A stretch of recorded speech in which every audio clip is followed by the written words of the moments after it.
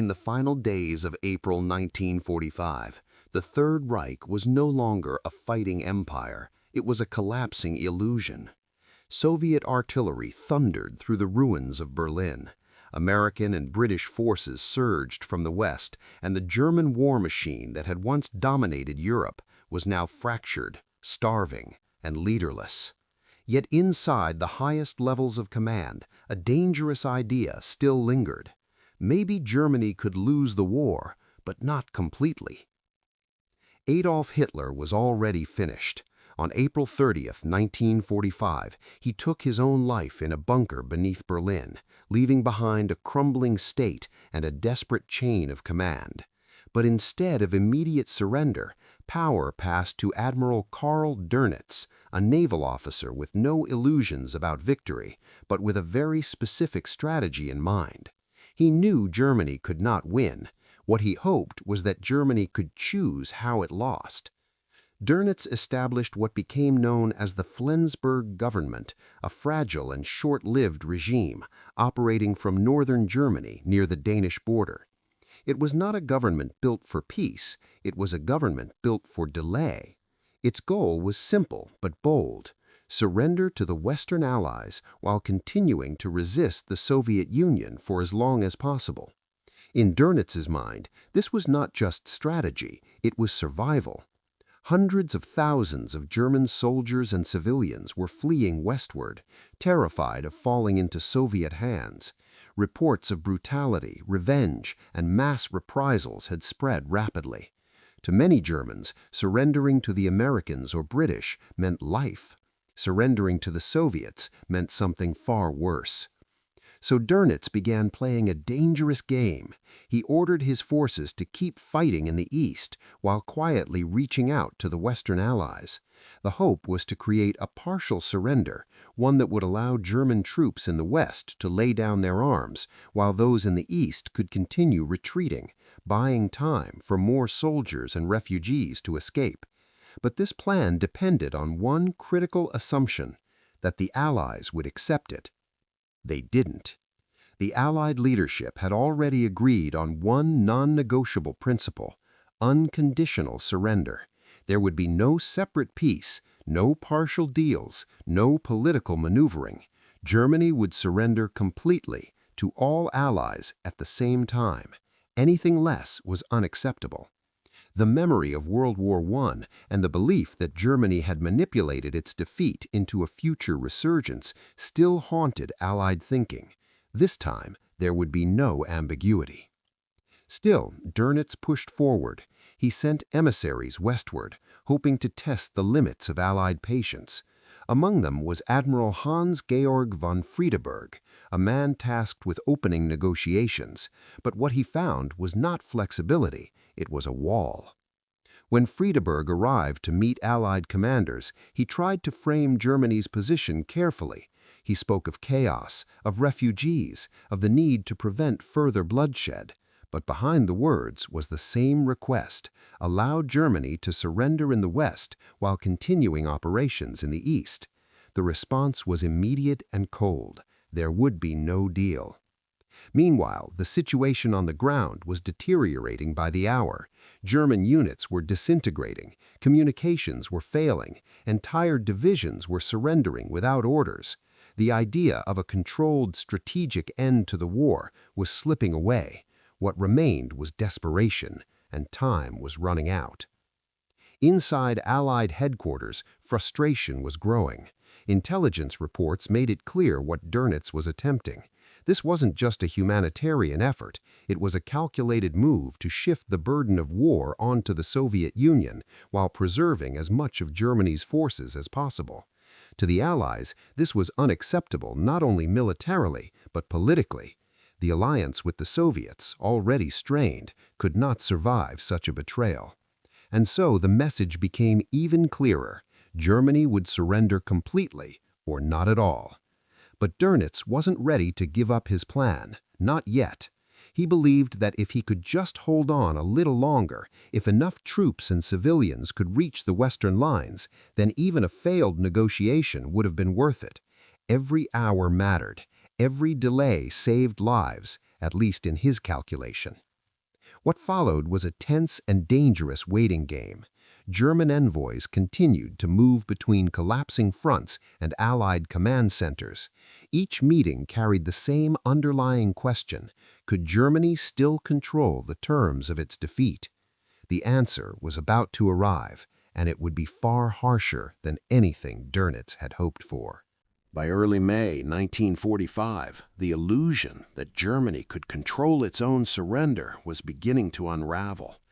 What Admiral Karl Dönitz had imagined as a calculated strategic negotiation was turning into a race against time and a test of how far the Allies were willing to be pushed. Every hour that passed brought more German soldiers flooding westward, surrendering en masse to American and British forces. But behind this movement was still the same hidden objective: delay, divide, and survive. At the center of this fragile plan stood Admiral Hans-Georg von Friedeberg. He had already made one attempt to negotiate with the Allies, and it had failed. Now he returned again, under pressure, under scrutiny, and with the weight of a collapsing nation on his shoulders. His mission hadn't changed, but the situation had. Germany was no longer bargaining from weakness, it was bargaining from collapse. When Friedeberg arrived at Allied headquarters, he tried to present the German position in softer terms.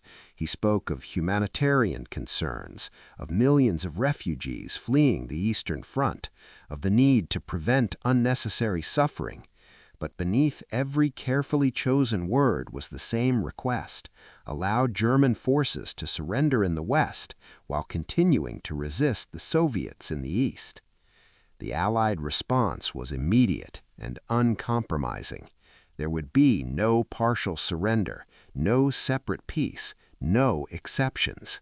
For the Allies, this was more than just a military decision. It was a matter of trust and of history. They had seen what happened after World War I, when unclear terms and political maneuvering left room for resentment, denial, and eventually another war. This time, there would be no loopholes. Germany would surrender completely, or it would continue to be destroyed. Friedeberg found himself in an impossible position. He had no real leverage, no army capable of changing the outcome, and no authority to offer what the Allies demanded. Yet he also knew that returning empty-handed was not an option. Behind him stood Dönitz, still clinging to the hope that some version of his plan could succeed. And behind Dönitz stood millions of Germans desperate to avoid the advancing Soviet forces. As the negotiations dragged on, the tension inside the Allied command grew. Reports continued to arrive showing German units selectively surrendering in the West while continuing to fight in the East. To Allied leaders, this confirmed their worst suspicions. Germany wasn't seeking peace, it was trying to manipulate the battlefield even in defeat. The patience of the Allies was running out. Friedeberg tried again, adjusting his tone, shifting his arguments, searching for any opening, but each attempt was met with the same firm response. The war would end on Allied terms, not German ones. There would be no bargaining, no conditions, no dignity preserved through negotiation. The era of German control was over. And then came the breaking point. At one stage during these failed talks, the pressure on Friedeberg became overwhelming. Realizing that he had failed his mission and that he was trapped between impossible demands, he reportedly considered taking his own life. The weight of representing a defeated regime, combined with the absolute refusal of the Allies to compromise, pushed him to the edge. It was a moment that revealed just how desperate the German leadership had become. But the war did not stop for desperation. Back in Flensburg, Dönitz was forced to confront reality. His strategy was failing. The Allies were united, the Soviets were advancing relentlessly, and the window for any kind of controlled surrender was closing fast. If Germany did not act soon, it risked total chaos, millions more dead, captured, or displaced in the final days of a war that was already lost. So a new decision was made. If Friedeberg could not secure a deal, someone else would try. A new envoy would be sent, one with higher authority, stronger presence, and a belief that perhaps he could succeed where others had failed. His name was General Alfred Jodl. Unlike Friedeberg, Jodl was not a naval officer navigating foreign territory. He was a senior military leader, accustomed to command, to negotiation, and to being taken seriously. But Jodl would soon discover that none of that mattered anymore, because by the time he arrived, the Allies were no longer interested in discussions. They were ready to deliver an ultimatum. When General Alfred Jodl arrived at Allied headquarters in Reims, the tone of the negotiations changed instantly. Unlike Admiral Friedeberg, who had come with caution and visible desperation, Jodl carried himself with confidence, almost defiance. He was a senior officer, a man who had stood at the center of Germany's military command for years. Even now, with the Third Reich collapsing around him, he seemed to believe that rank and authority still meant something. But he had misread the moment completely. By the time Jodl entered the room, the Allies had already made their position clear. There would be no negotiation, no compromise, no discussion of terms. The only thing left to decide was whether Germany would surrender now or face even greater destruction in the final hours of the war. Jodl began as expected. He attempted to present Germany's situation in strategic terms, speaking of disorganized fronts, broken communications, and the urgent need to manage the surrender in an orderly way. But just beneath the surface, the same objective remained: delay the full surrender long enough to allow more German forces to escape westward. This time, however, the response was not patient. General Walter Bedell Smith, representing the Supreme Allied Command, did not entertain the argument. He cut through the formalities and delivered a message that was direct, cold, and unmistakable. There would be no delay. Germany would surrender on all fronts to all allies immediately. The atmosphere in the room grew tense. Jodl pushed back carefully at first. He argued that an immediate total surrender could lead to chaos, that millions of soldiers would be left without orders, that civilians would be caught in the collapse. But the Allies were no longer listening to explanations. They had heard enough from Friedeberg. They knew exactly what Germany was trying to do. And then the pressure increased. Behind the scenes, General Dwight D. Eisenhower had already made his position absolutely clear. He refused to even meet with the German delegation until they agreed to unconditional surrender. To him, this was not a negotiation between equals. It was the final act of a defeated regime. He would not legitimize it with diplomacy or courtesy. Instead, Eisenhower issued a threat, one that changed everything. If Germany did not accept unconditional surrender immediately, the Western Allies would close their lines. No more German soldiers would be allowed to cross into American or British-controlled territory. Those still fighting in the East would be left exactly where they were, directly in the path of the advancing Soviet forces. It was a devastating ultimatum. For Dönnitz's entire strategy had depended on moving as many troops and civilians west as possible. If the borders were sealed, that plan would collapse overnight. Hundreds of thousands, possibly millions, would be trapped, forced to surrender to the Soviets or be destroyed in the final battles. Jodl understood the implications instantly. For the first time, the confidence began to fade. He asked for time, not to negotiate, but to communicate. He needed to send a message back to Dönitz, to explain the situation, to receive final instructions. Time, in those final hours, was the most valuable resource left, but even that was limited. The Allies granted him a short window, just enough to make his case. As Jodl prepared his message, the reality became unavoidable. There would be no partial surrender, no strategic delay, no controlled ending. The war would end here, on Allied terms, and Germany would have no say in how it happened. Back in Flensburg, Dönitz received the message. The choice in front of him was brutal but simple. Continue the war for a few more days, perhaps saving some lives in the West, but condemning many more in the East, or accept total surrender and bring everything to an immediate end. There was no longer any middle ground. For a moment, the fate of what remained of Germany rested on that decision. And then the order came. Germany would surrender. When the message reached Jodl, the final illusion disappeared. There was nothing left to argue, nothing left to delay. The authority he had carried into the room was now reduced to a single task: to sign. The war that had consumed Europe for nearly 6 years was about to end, not with negotiation, not with dignity, but with an ultimatum that left no room for anything but surrender. In the early hours of May 7, 1945, the war in Europe reached its final moment. Not on a battlefield, but inside a modest, unremarkable building in the French city of Reims. Known as the Red Schoolhouse, it served as the headquarters of the Allied Expeditionary Force.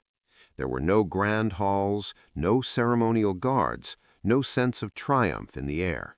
Instead, the atmosphere was heavy, tense, and deeply controlled. This was not a celebration, it was the conclusion of a catastrophe. Inside, Allied officers prepared for a moment they had been working toward for years. Maps still covered the walls, phones still rang with updates from the front, and outside, the war had not yet fully stopped. Fighting continued in scattered pockets, soldiers were still dying, but within these walls, the decision had already been made. Germany would surrender unconditionally. General Alfred Jodl entered the room not as a negotiator, but as a representative of a defeated regime. The confidence he had shown upon arrival was gone, replaced by the weight of what he was about to do. He was accompanied by a small delegation, their faces reflecting the same reality. This was the end. There were no speeches to welcome them, no gestures of respect. The Allied officers present understood exactly what this moment meant. Years of destruction, millions of lives lost, entire cities reduced to ruins, and now it came down to a signature on a document. The terms of surrender were simple but absolute. All German forces on all fronts would cease operations. There would be no conditions, no negotiations, no exceptions. The surrender would take effect within hours, bringing an official end to the war in Europe. As the document was placed before him, Jodl hesitated, not in defiance, but in realization. This was more than a military formality. This was the complete collapse of everything he had served. The Third Reich, once presented as a 1,000-year empire, had lasted barely 12. Before signing, Jodl made a request. He asked to speak. What followed was not a speech of power or resistance, but something far more revealing. He spoke of the German people, of the soldiers who had fought, of the suffering that lay ahead. His words carried a tone of appeal, almost a plea. He asked the Allies to show mercy, to remember that beyond the regime, there were millions of ordinary people now facing an uncertain future. It was a striking moment. A man who had been part of one of the most destructive military machines in history was now asking for compassion. But the room did not respond. There was no applause, no acknowledgement, no visible reaction. The Allied officers remained silent. For them, this was not a moment for sympathy. The scale of what had happened over the past 6 years was too vast, too devastating to be softened by words. The time for appeals had passed long ago. Jodl understood. Without further delay, he took the pen and signed. In that moment, the war in Europe was effectively over. The time was recorded, 2:41 a.m., the date, May 7, 1945. The surrender would officially take effect the following day, ensuring that all Allied forces could receive and implement the order simultaneously. But the outcome was already sealed. After years of conflict, the guns would soon fall silent. Around the room there was no celebration, only a quiet sense of finality. Some officers exchanged brief looks, others simply returned to their duties. The war had ended not with a dramatic victory, but with a controlled, deliberate act of closure. Outside, the news would soon begin to spread. Across Europe, people would hear that the war was over. In cities that had endured occupation, bombing, and fear, the realization would come slowly, then all at once. Crowds would gather, flags would rise. For millions, it would be a moment of relief beyond words. But inside the Red Schoolhouse, the mood remained unchanged. Because for those in that room, this was not just the end of a war. It was the end of an era defined by destruction and the beginning of a long, uncertain aftermath. After the surrender was signed, the room remained tense. General Alfred Jodl, expecting the courtesies of a defeated officer, stepped forward, perhaps hoping for a handshake, a gesture of acknowledgement, some recognition of his rank. But there was no handshake. There would be none. General Dwight D. Eisenhower, the supreme Allied commander, had made his decision long before the delegation arrived. These men represented a criminal regime, not honorable opponents. There would be no respect granted, only the weight of accountability. Eisenhower's refusal was not personal, it was symbolic. He understood the power of gestures in history. To shake Jodl's hand would have implied equality, legitimacy, even a shared sense of military honor. The war was over, yes, but the atrocities committed by the Nazi leadership could not be overlooked. By denying the gesture, Eisenhower sent a clear message. This was not a war between gentlemen. This was the moral conclusion of a conflict that had engulfed the world. As Jodl's delegation left the room, the tension began to lift, but only slightly. Outside, Allied officers allowed themselves small moments of relief, knowing that the signing had ended not only military operations, but also any lingering possibility of divided surrender plans. Eisenhower's calculated stance had ensured that Germany's defeat was complete, total, and unquestionable. The next hours and days revealed the true weight of the surrender. Those who had signed the documents, including Jodl and other senior officers, were soon identified and held accountable. Some would face trial at Nuremberg, judged for crimes against humanity, war crimes, and the orchestration of a conflict that had cost millions of lives. Others would fade into obscurity, their ambitions and authority forever stripped by a single act of ink on paper. Even in victory, the Allies remained aware of the fragile balance of power. The Red Schoolhouse signing had ended the war in Europe, but tensions between the former Allies were already surfacing. The Soviets, advancing relentlessly from the East, had their own claims and demands.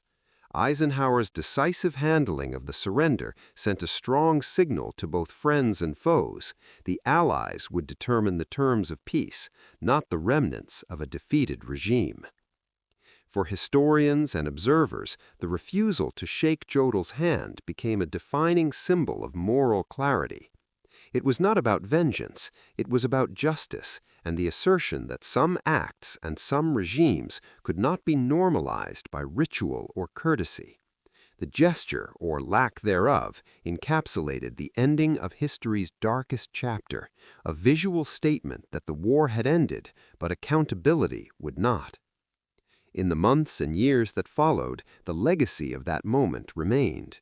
Jodl's career, once marked by strategy and authority, was reduced to a cautionary tale of pride, arrogance, and the consequences of serving a regime built on cruelty. Eisenhower's leadership, by contrast, was remembered not only for military victories, but for the careful attention to symbolic acts that reinforced the moral victory of the Allies.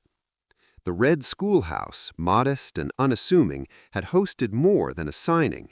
It had hosted the closure of an era, a moment where strategy, morality, and history intersected. The war in Europe was over, but the lessons of accountability, leadership, and justice from that room would echo for generations. The moment also reminded the world that some conflicts demand not only victory, but a statement of ethical responsibility, a line drawn clearly between right and wrong, and that history often judges the symbolism of actions as sharply as the outcomes themselves. Every officer in that room understood that history was watching, and that a simple refusal to offer a hand could resonate as loudly as the cannons that had once raged across Europe.